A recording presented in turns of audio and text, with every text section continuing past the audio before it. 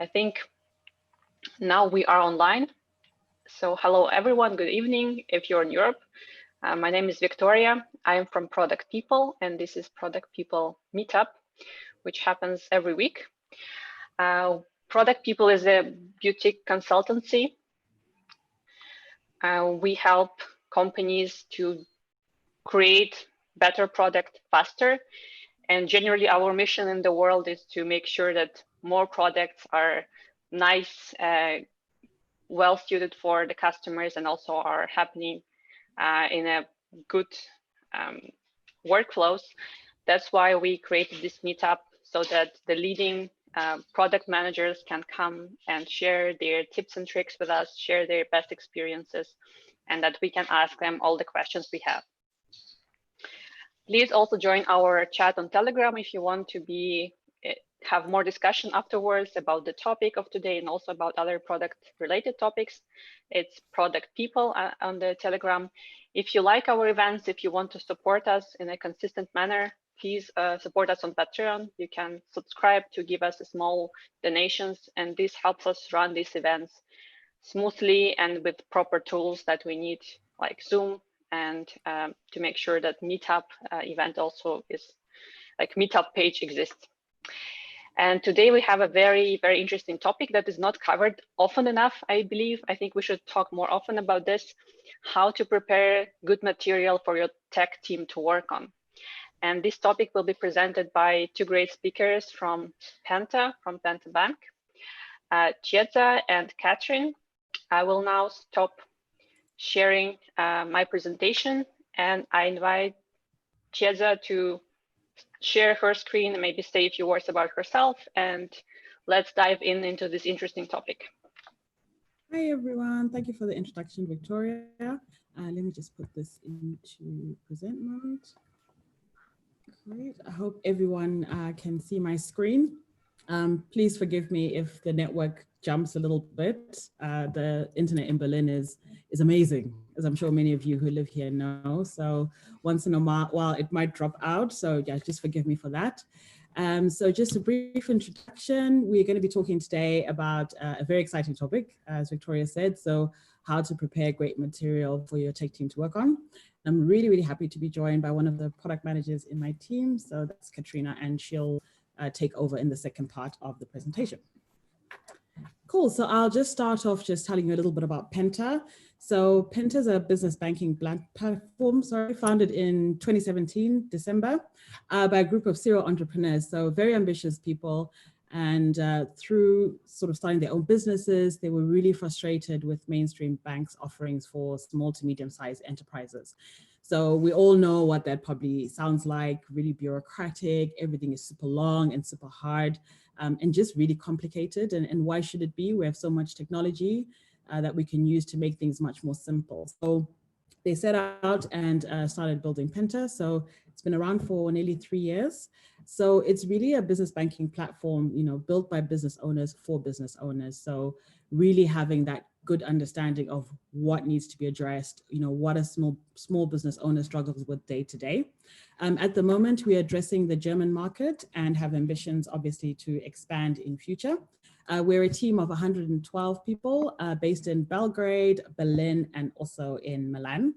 And I'm going to shamelessly plug us. So we are hiring. So check out our careers website.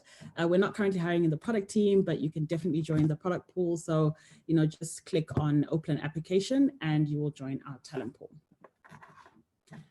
Right, first slide. So this is German. Was ist das? This next couple of slides might seem like, okay, where is she going with this? But I'm definitely going somewhere with it. As I know, most of my audience is in Europe. And if someone just presented you with this on a slide and said, right, do something, what would you do? You'd probably be like, I need to ask questions. What's the context? What's going on here? But if I presented you with something like this, with a little bit more information, it makes it much more clear, right? So as the title of my slide says, context and details make the world go round. So, you know, maybe you see Chiedza and you think, okay, what is this? Is it a person? Is it a company? Is it a vegetable? Like, what is it? But if someone said it's a name from Zimbabwe, which is where I'm from, it's a Shona name, it's for female, identifies as female, and this is how you pronounce it. You'd feel much more confident if someone was to say, you need to introduce this person, right? So it's all about context and having information and making sure that when you present something to someone, you're giving them the best shot to actually understand what's going on. So I just wanted to say a quick thank you for joining us on a Tuesday evening. Obviously, it's very nice of you to give up your time. And also thank you to the product people team for organizing this event. We're super excited to be here. And yeah, we're just going to talk about our topic. I've already sort of covered who we are. So I'll give a short intro about me. So I started at Penta. So I head up the product and product design team. And I started in June 2020. Yes, during a global crisis, that's when I started my new job. So in the midst COVID-19, I was starting a new job, which was, exciting, a little bit daunting, but I'm really, really happy that I did that. Heading a fantastic team of very fantastic, talented and passionate product managers and product designers, a team I'm very, very proud of. So I've got 12-ish years of experience in financial services. I started my career in London, so I was there for about 10 years. And fun fact about me is I'm actually a failed software engineer. So when I was at university, I first started off doing computer science and really struggled with the Java module, and then I moved on to information systems. So when I started my career, I was actually a business analyst, right? So, working in a very waterfall style. But once we had Agile introduced within the company, I always tell people that I sleepwalked into product management. So once Agile came about, we now had this concept of a product owner. And the question was, we already had product managers and we had business analysts. And the organization decided that actually the business analyst is the best person to have this role as product owner. That obviously does come with some issues because you're not completely empowered, because you're not actually the person who at the end of the day is in charge of profit loss, etc. But this was decision made. Waterfall and Agile, obviously very different ways of working. So, Waterfall demands a huge amount of preparation upfront. I remember writing requirements documents of 300 pages, which is difficult. We had an offshoring model. So we had to sort of send these documents off to our colleagues in India. And the feedback loop was much, much longer, right? So you would be waiting like 2-3 months before you start getting a trickle of feedback. Which was quite difficult because you can imagine you've written this 300-page document and then 3 months later, someone's like, on page 59, you said X, what does that actually mean? But you've probably moved on to something else. So, that was quite a difficult way to work, but really forced us to have a lot of attention to detail. When we started working Agile, it really meant we had to adapt the way we worked. And I don't use the word dramatic, lightly. It was very dramatic because now, instead of having that gap between us and the engineers, it was now we were all together and it felt like your homework is being marked on a weekly basis because you're having these refinement sessions. So it's quite a different mindset. It's a different way of working. It's a different way of thinking. And you really have to understand exactly what you're talking about, but because these sessions come thick and fast. So a lot of adapting there. And this is just a quick slide. So this is my beautiful team. So we've got the product managers and we've got the designers. Right, so let's talk about feedback, right? So this is just some feedback from stakeholders, and this is from my days as an individual contributor. So, across my career, obviously, I've been the person that's, doing all the work, preparing it for the engineers. I've had people saying that my acceptance criteria was not complete, which meant delays to the end of the sprint. Designer also gave me feedback. They didn't understand the end-to-end process. Because I didn't include them in early discussions. I've had engineering teams say I didn't give them enough time to review the stories and understand what's required. And also I wasn't ready to negotiate anything or articulate what could be compromised. And then one of the ones that you hear quite a lot is not clear. How does the story actually fit into the context of the product? The value is not easy to understand. So I think whenever I've shared this, when I've had sessions, people can always identify with one or more of these. Obviously I can identify with all of them because this was feedback given to me, and I really like to share it. And then this will obviously inform the presentation as we go on. So how can you actually make sure you're as prepared as possible, and can you be as prepared as possible? So let's get straight into it. The process of actually preparing great material, it's not when you're writing the story, it's actually happening way before that, right? And the big thing is you have to ask yourself 4 important questions, right? Do you actually understand the company's strategy? Do you understand where the company is going? Do you understand how they measure success? Do you understand the vision? And I'm talking midterm, long-term vision. Communication alignment. Who are your key stakeholders? So who are the people that you need to care about when something's going to be done, when something could be delayed? Who are the people that you need to keep informed? Who are the people who are actually depending on your outputs as well? And who are your customer segments? All of these things are really important. Domain knowledge. Do you actually have gaps in your domain knowledge? Do you understand the industry? So for example, when I started my career, I was working in payments, and I can tell you the first 2 to 3 years were painful because I didn't understand the domain completely. And many, many times I made mistakes because I didn't understand the domain enough. And prioritization. So if it comes down to a choice, are you sure you understand what are the must-haves, could-haves, or should-haves? So we're going to unpack each one of these. So if we look at strategy, if you're an individual contributor, you may or may not be able to provide input in the company's strategy. This is obviously very dependent on the size of the company. So the smaller the company, you probably have an opportunity, which is fantastic. But a lot of times you don't have the opportunity to feed into the company strategy. So your role as a product manager is make sure you understand it in depth. If there's a document, read it. If there are presentations, go to them. If you know someone who's contributing to that company strategy, talk to them. Ask as many questions as you need to, and make sure it's very, very clear in your head. It's really important because as a product manager, you are actually very close to the main people who are actually working on this company strategy. So a lot of times you probably have some sort of connection to the chief product officer, you might have a connection to the marketing team, etc. And so therefore, when you go out there and you're facing off to the engineering teams, you're actually ambassadors for the company strategy. So you have to make sure that you understand it and you can articulate it and explain it to others. And what that will do is it will give you the confidence to know that, yes, my team are working on the right things, we are contributing to the company's goals, and we're delivering customer value. And all of these things put together will give you the confidence that you need. When we talk about communication and alignment, it's important that you really check who your main key stakeholders are. Don't just know who they are, right? Build a relationship with them, build some rapport, have like an informal one-to-one with them, get to know them.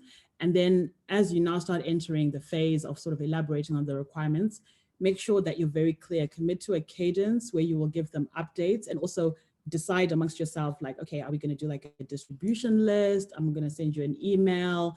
I think sending an email for updates is much better than using instant messaging, because I think with instant messaging, there isn't a bit of a trail. So I think it's really important that you agree to a cadence and say, this is how you're going to do it. And always make sure that you check the stakeholders, right? So check with your lead and say, okay, these are the people who I see as my stakeholders. And they might say, okay, actually this person, you don't need them in the room, or this person actually forgot them and they're really important. So now once you know who your stakeholders are, you've built some rapport with them, make sure you really, really understand their drivers and their motivation. So a good example here is when you're talking about sales teams, right? They've got sales targets, maybe they've got like roadshows that they've planned in the calendar. So really try to understand where people are going with your deliverable and what they're expecting and when they're expecting it.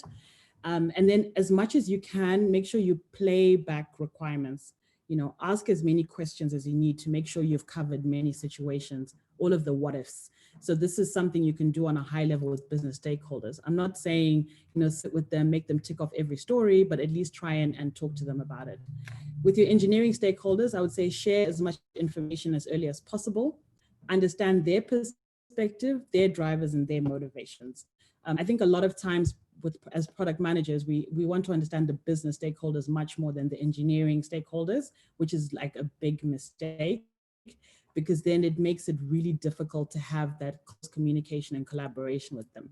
And lastly, manage expectations with stakeholders. So don't only communicate once in a while, let them know what's going on. And if you can see that something might be a little bit shaky, communicate early early warning system is my mantra. So as soon as you have an inkling that something might not be right, just make sure you update people so that people know.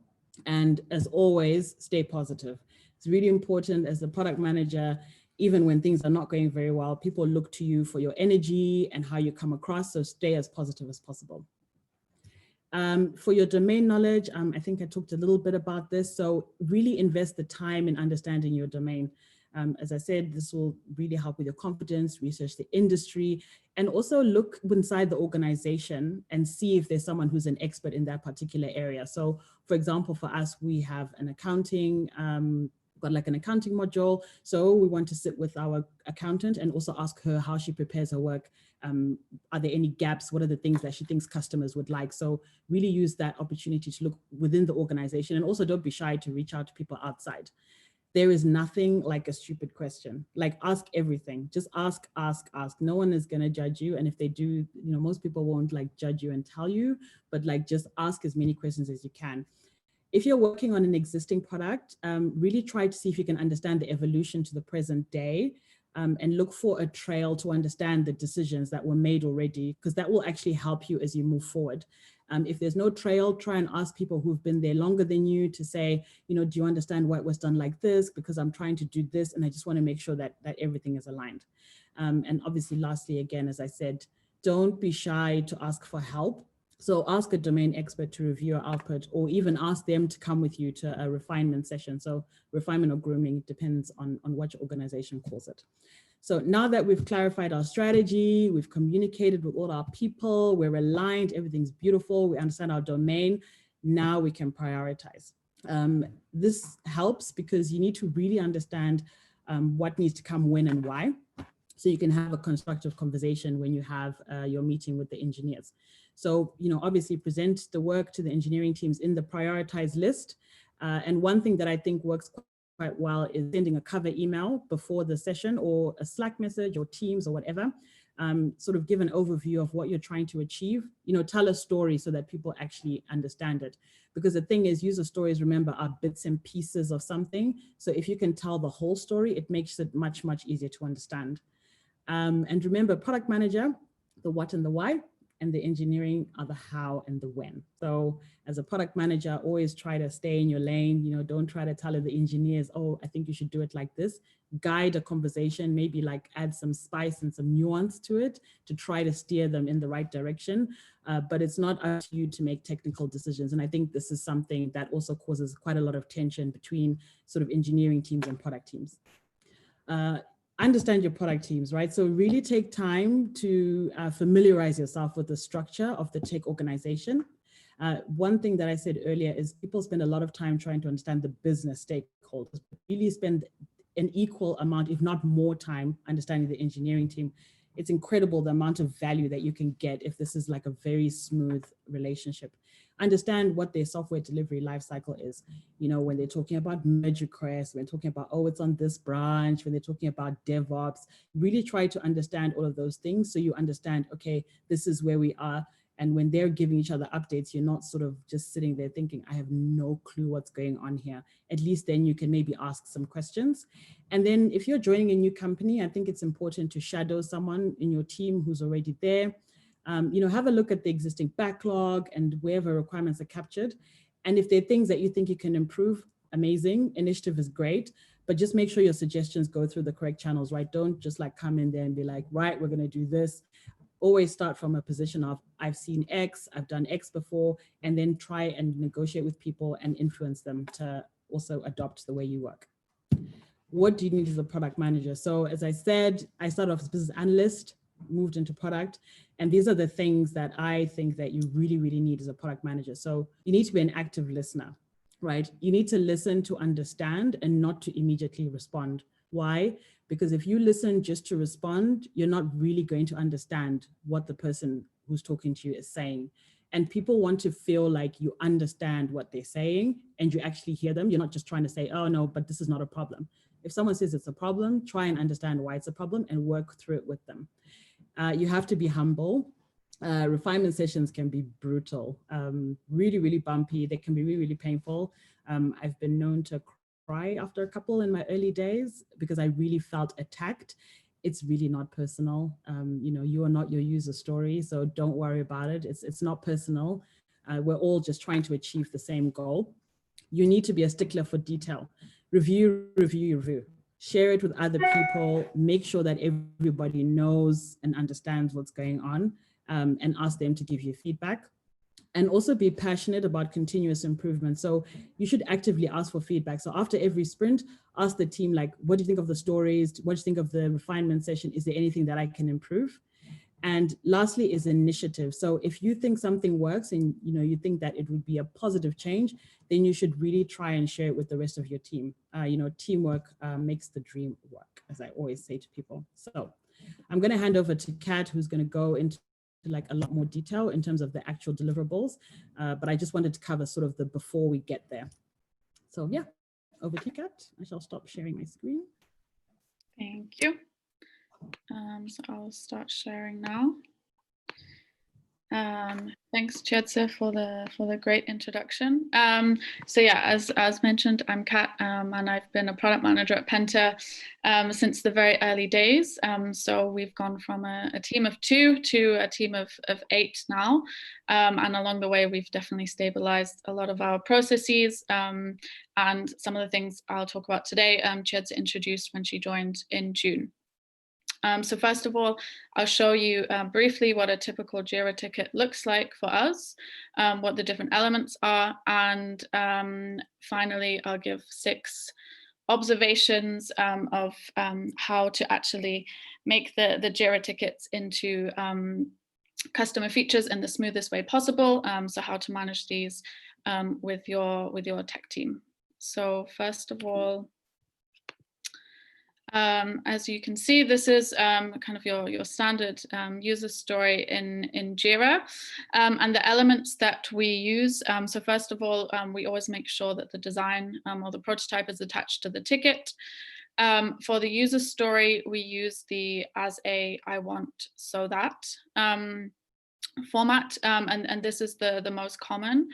It's also really important for us that we write the user story from the perspective of an external user, unless it's in very exceptional circumstances. So even if it's a backend change, always try and think what's the goal that we're trying to achieve for the customer here. The story for us also must have the following 3 elements. So the preconditions that you see there, and these are the entry requirements, so that developers and QA know exactly what needs to happen before the feature can be built. And we also end with post conditions as well. So this is the happy path of what the feature will create. And then in the middle, you see here we have the acceptance criteria. So we use the behavior-driven development acceptance criteria. So this is the format that you see: given, and, when, then. And this really helps separate it for everyone in the team. So especially for QA, when they're writing their test cases, they know that they're not going to miss anything. And often there are multiple scenarios per Jira ticket. So you really make sure that you've mapped out every scenario. And we found that this also really helped for design as well, when making sure that you don't miss a success message or any small items. So this is kind of the fundamentals of our Jira ticket. And then I will go into kind of 6 quick tips of how to actually turn these materials into a customer feature in practice.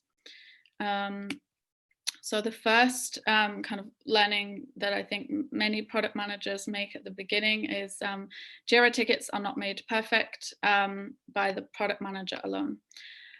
So it's really important that product does not require the product manager to have all the solutions. The job of the product manager is to articulate the problem really, really well. So realizing that you can go into a meeting with a completely open mind and no solution is stressful at the beginning, but liberating when you realize that actually it's the brilliant minds of the team and power to the group that actually come up with the best solution. And that can only happen if everyone really understands the problem. So normally in refinement sessions, you are both a moderator and a contributor, which is a tricky balance. But it's also important to invite challenges and discussion around the acceptance criteria. So acceptance criteria normally does change in refinement sessions, and that's okay. And the second observation is don't commit for others. So whilst as a product manager, you're not the only person who can come up with solutions, it is your role to communicate the when to the rest of the company. And often you're accountable for this, and it's one of the most important parts of your role. And often your success in others' minds really depends on this. So one of the learnings that we've had recently is don't commit for others. So no matter how tempting it is to promise something, you know, normally we're always really excited to get features done. There's pressure from third parties. Or there's an external deadline, but you'll only hurt yourself and your team if you commit for the developers. So always have a project plan and get their say on it before before committing to launching a feature. And we also find that in the middle of a huge project, one thing that can really help with the motivation is having short milestones rather than only focusing on the long-term goals. And this really helps to find the release rhythm for the team when, you know, a feature takes up to 4 sprints to deliver, and it's not just a small iteration. Thirdly, and this is also extremely relevant to Penta, hope for the best, but always have a plan B and a plan C. So at Penta, we're very optimistic. Our company values are bold, ambitious, and crazy. And in order to actually live these out, as you can imagine, we need a certain amount of promise upfront and then deal with the problem later mentality. But what we've done recently, as we're getting more professional, is introduce proper project management.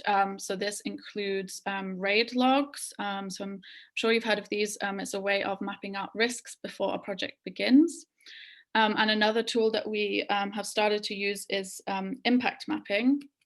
And I can show you a typical one here.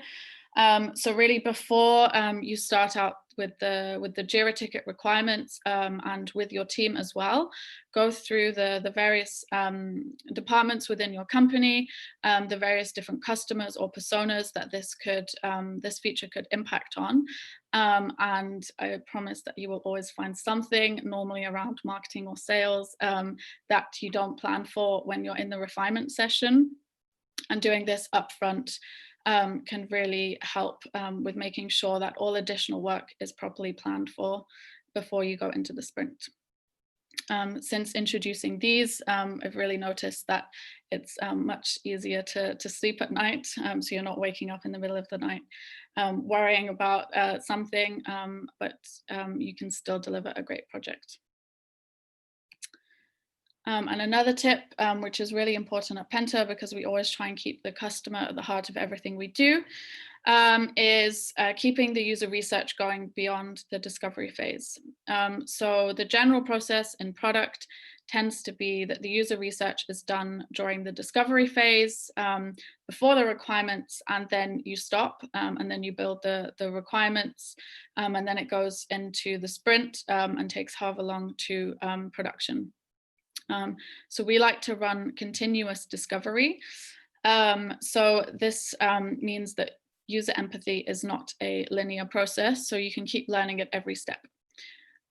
This means that if you're doing some usability testing for a Jira ticket when it's in the sprint, obviously don't change requirements when they're already in the sprint and it's being worked on, but it does really help to make any small adjustments, normally to the copy, to make the launch as good as you possibly can.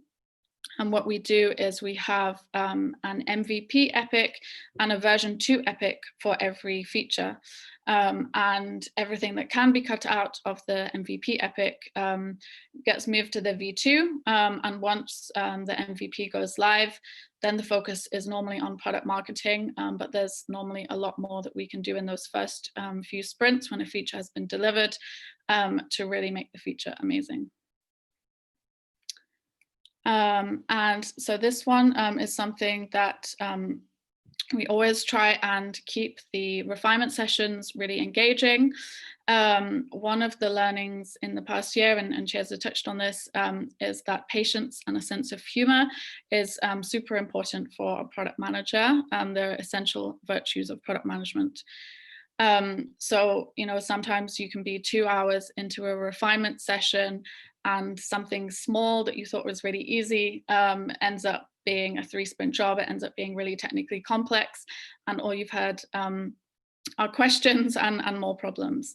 And I think here, especially if you can share a dark sense of humor with the team about the challenges, this really helps keeping motivations up.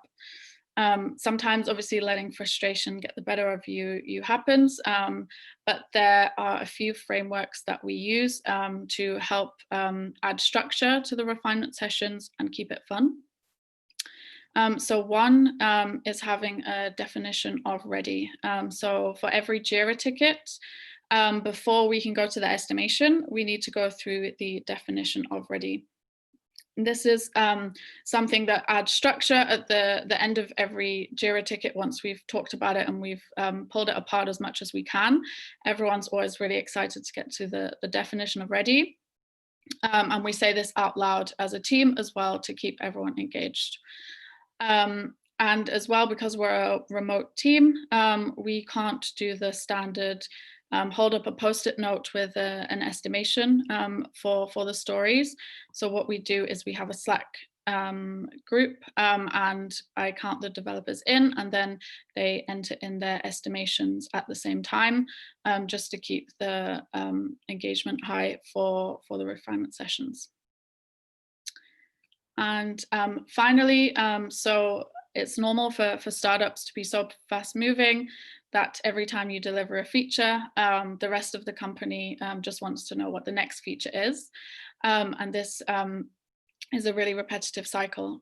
So to really make sure that the team owns their wins, we always try and take a moment to breathe after a big delivery to make sure that we really look back on what we've achieved and plan to how to make it better in the future as well.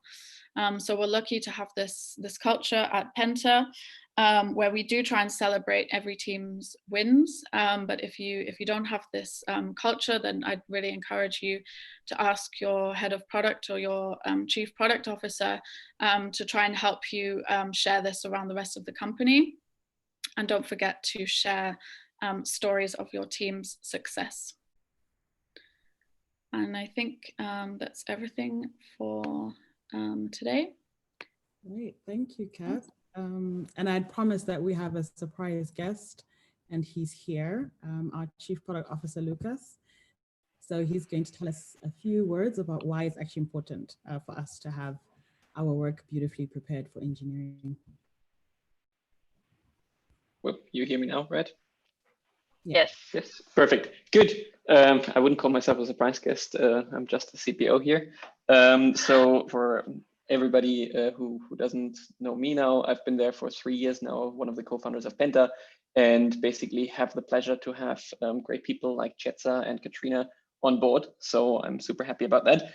And I was told to not talk too much, so I'm going to make it very short because I think when it comes down to two topics ultimately, which I realized. And the one side is engineers are different, let's say it this way. And engineers are at the same time very similar to the rest of the organization, because the one thing which I think in the beginning we didn't do quite well is giving the long-term vision of where the product should head.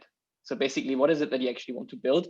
And think beyond an epic, think beyond a feature, think about, well, how does actually the product come together? What's the product experience and where do you want to drive it? Because your roadmap is going to change 80 times, especially in the early days, every other week. And different stakeholders have different ideas. So you need to iterate very fast. But ultimately, the one thing which should, in my view, at least stay kind of close to kind of the truth is, why are we doing what we are doing, and what is kind of the holistic picture we want our customers to experience at the end of the day. So for Penta, it was always clear that we want to solve the hustle of business banking around our customers.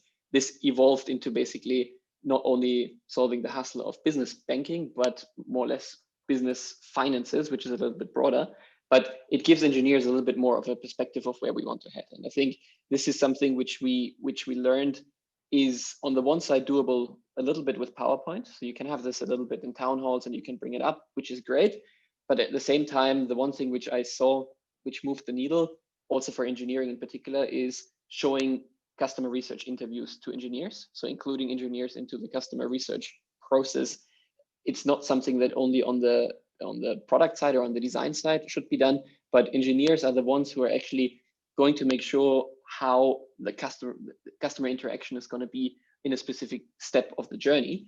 And so make sure that you include them into parts of the research process, because customers have a lot of stuff to say and engineers want to listen to this. And I've always seen that many Scrum organizations are very strict around, you've got the PO who does all the product work, you've got the engineers coding something, and then you've got a designer floating around somewhere.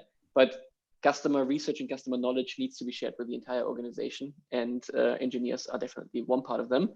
And the second one, which I learned, which helps engineers a lot, is actually putting numbers to something. So I think in many cases, also in the early days, you test out things and you run fast, but try to put it into perspective and say, this feature might save us as a company X thousand euros of costs, or this feature might bring our customers 50 more hours they can spend per week or per month for certain actions because of X, Y, Z. So actually putting a number to it and then looking at at success metrics, not only just once you deliver the feature, but over time, it also shows engineers that things are actually moving. So for example, in our business banking team, they are looking at the amount of transactions which we process, or the amount of money our customers hold on their balance, which is a business number or KPI at the end of the day, but super helpful also to engineers to understand better the magnitude of the problem they're ultimately solving.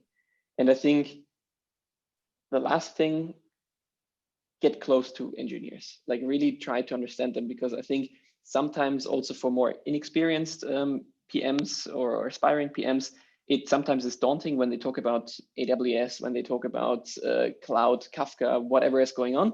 And it's daunting because it's not naturally our home turf.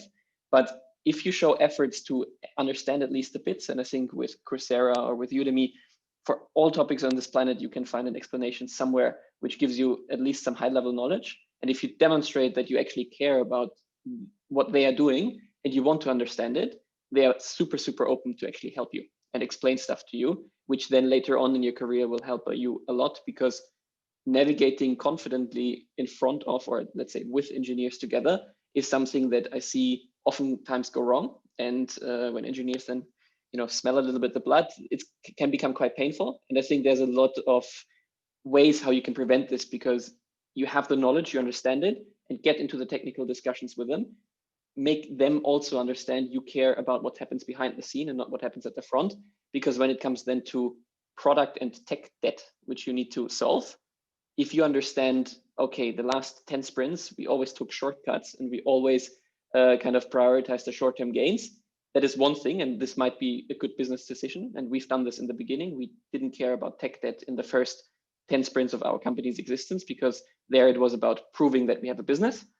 But if you don't write this down, and if you don't actually understand the kind of costs of the long-term costs of the decisions you've taken, you come to a perspective where we were then 10 weeks later, where we needed to spend a lot of time in actually rebuilding and understanding what actually went wrong, or where kind of the hidden explosives are stored.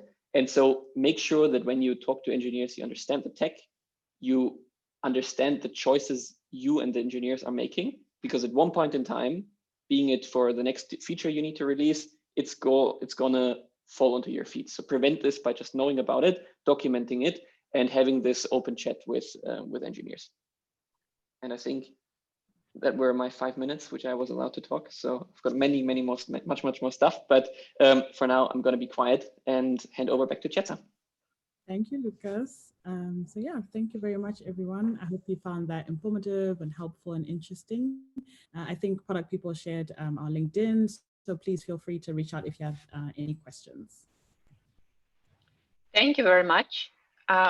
That was very insightful and very informative talk. So I'm sure people have a lot of questions to all the specific points. And we're now open for questions. If you are feeling brave, feel free to raise your hand with a tool in Zoom. To do that, you need to go to participants and there will be this button. If you don't know how to do that, you can just turn on your microphone, start speaking, and we see how it goes. Or write things in the chat. I see Christian has a question. Christian Hansen, please. Yeah, just maybe to be the icebreaker, which sometimes is just necessary. I really liked your CPO just stopping short of saying that engineers are a special breed. So I'm actually using the word. I allow myself to do that because I was an engineer for a long time before I moved into product management.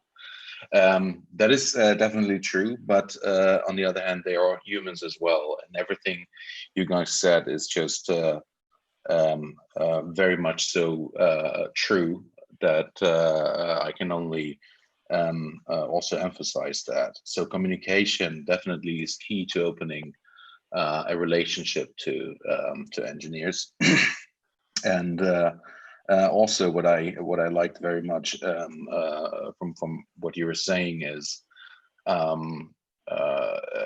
active listening, specifically not only listening for a long time and not responding, but also using the technique of active listening is extremely helpful, whether you talk to engineers or whether you talk to stakeholders.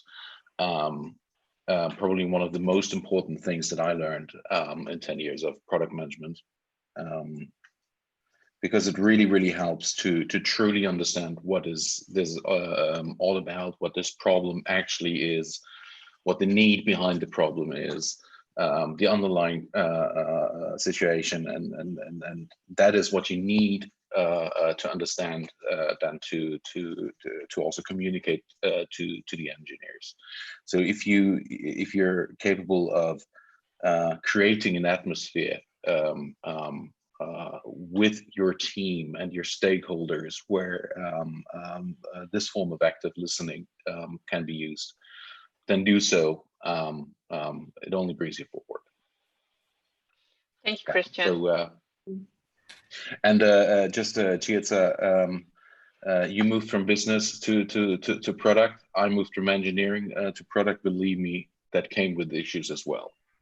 So yes. I just believe moving into product comes with issues. Yeah, definitely, it does. It does. Great experience. Thank you for sharing, Christian. I see there is a question from Christoph Steinlerner. Yes, hi. Thank you for your talk. Really nice. I really enjoyed, especially like the insight into like how you write tickets and how you define your work. One question, so how do you come up? So can you talk a little bit about your discovery? You branched it a little bit, but it would be interesting to hear more about how you do discovery and how this discovery is like formalized and then input into your teams.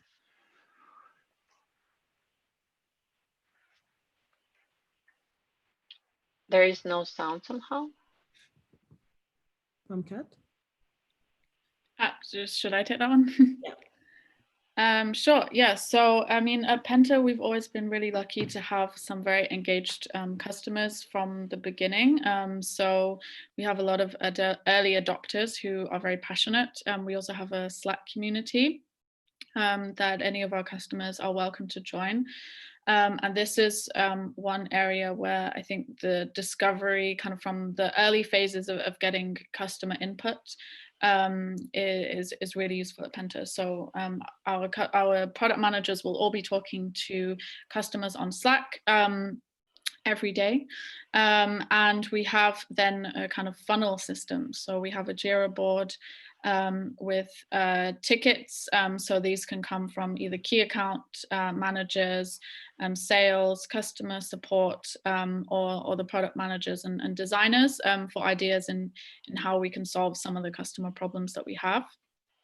And these get kind of pushed through the funnel based on the themes that we know we want to work on for the particular period. So we work with OKRs as a company, and this helps to guide our strategy. So if we know what the theme of the next 3 months are, then we can always look into the discovery Jira board, pick out some of the problems that we see our customers are facing. And then we have an excellent research team who help us to get to know these customers, their problems. We try and spend as much time as possible with them. So for example, with our finance team, we are constantly bugging them all the time and sitting next to them to watch how they do their work so that we can build the best kind of features for them. And once we have the kind of research fleshed out, we'll have often company-wide presentations for this. We also have an NPS review every week for the whole company. So we make sure that every person is involved in the whole discovery process. And then we kick off with the designs and go into writing the Jira tickets, talking to the tech team, and seeing how we can make this into a great feature. Oh, cool. Thank you. So I understand correctly that you have like a ready-made design before it's going into your Jira ticket. So we'll explore with a couple of different designs. So the designers will normally make a prototype and we'll do some usability sessions. So for the bigger features, we have a minimum of at least 30 usability sessions. And the design often changes quite a lot throughout those sessions. But then once we have a Jira ticket that is ready for the tech team, the design is more or less final, and there might be a few smaller changes, but the structure of the customer journey should already be there. Cool. Thanks for answering this so broadly. Thank you, Kat. I see there is another question from Kerti Kalyan. Yeah. Hi, that was a good presentation, and I liked especially the definition of done. Yeah, I think that defined it's an exhaustive list, which I kind of liked it. My question is more on the technical side, like you're running your product, and you know there are technical debts within the technical with the engineering team. Do you stop your product features or the stories and run a sprint or two only catering to the technical debts that would have a huge impact on your customers in delivering the features or the product overall? So what are your thoughts on this? I can probably take that one. I've dealt with this multiple times in my career. I think one of the things you need to consider is the stage the company's at. So a lot of times, if you're still growing, you probably don't have the luxury of saying we're going to have 3 sprints just of tech debt. I think the main thing is that the product manager really, in conjunction with the engineering team, need to really sit down and prioritize this tech debt. So really make it clear that if we don't do X, you're not going to be able to onboard, I don't know, just a vague example, more than 500 customers, right? Something that actually business people will understand that, okay, we need to trade off some external features to actually deal with this tech debt. But I think, yeah, when you're in a startup, it's more difficult to justify saying we're not doing anything, we're just going to do tech debt. I think there's a balance there. So you could probably have a sprint where you have some features and then some tech debt. That's probably what my answer would be. But I've worked in bigger companies where, you know, you've got the luxury of saying, yeah, 3 sprints, just take that, no external features. Okay, so when do you have you know, commitments and deliverables to the customer, how are we going to, you know, navigate through to the customer and tell these tech debts and like seamlessly convince them? Like, how do we do that? I mean, I think when I was going through my slides, it was about communication and alignment, right? So, for example, we have a product marketing manager. So it's making sure that, you know, she fully understands where we might need to do some trade-offs, where some things will be delayed. So we have the appropriate communication. Obviously, you're not going to tell them, oh, you know, it's because of tech debt or whatever, but you come up with some sort of communication. But I think it's that making sure that you're quite clear with customers that, hey, this is not going to come at this time. You know, there's some internal things that we're doing, but, you know, we're looking to plan it in this quarter. I think you'll find that a lot of times customers are very understanding if you are open and you give them, you know, enough notice. They're usually very open and understanding. Everyone understands that tech projects have their risks and their delays. So I just think it's about, you know, as I said, early warning system. Okay. Thank you. Thank you, Chiedza. Let's see if there are more questions. Are there any questions from YouTube, Anna? Doesn't seem so. At the right? moment, there aren't any questions, just some praise from YouTube viewers. Like, very insightful. Thank you. Thank you for the examples. Great structure of a ticket. And the whole concept of the process is so close to my vision of product management. So yes, there's a lot of praise and yes, well, gratitude. Thanks. Hi, there is a question, I think, in the chat. What do you think about the approach where discovery happens together with development instead of preparing it in the sprints before?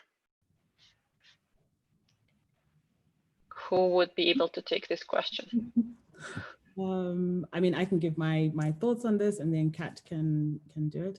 I just think that's very, very high risk, not a risk that I would want to be taking, unless it's, you know, very small things that you're still trying to discover. I think, as Kat said, if it's things around possibly copy and things like that, that's okay. But if we're actually talking about features and sort of the different functions that you want to present to a user, I think that doing that at the same time of development is very tricky, very, very difficult to manage.